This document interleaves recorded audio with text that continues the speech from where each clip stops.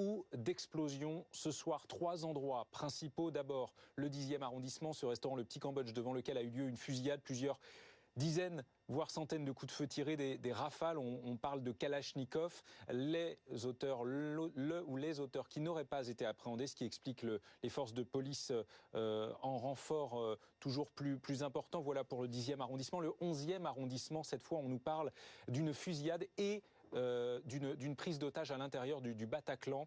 Actuellement, cette salle de concert à l'intérieur de laquelle avait eu lieu un guichet fermé d'un groupe de rock californien.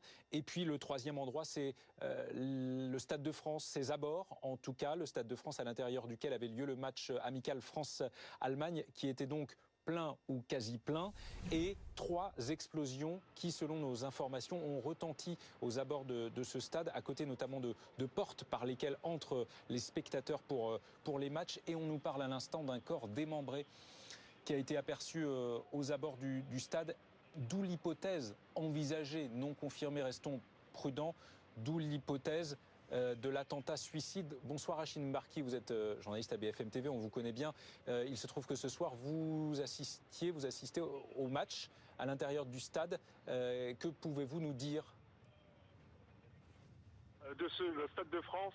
C'est vrai que le match a été interrompu, il n'était pas terminé, il a été interrompu à cause de cette série d'événements, avec cette série aussi d'explosions. On parle de 3 explosions, ça n'est pas certes confirmé, mais on parle de 3 explosions ici aux alentours du Stade de France.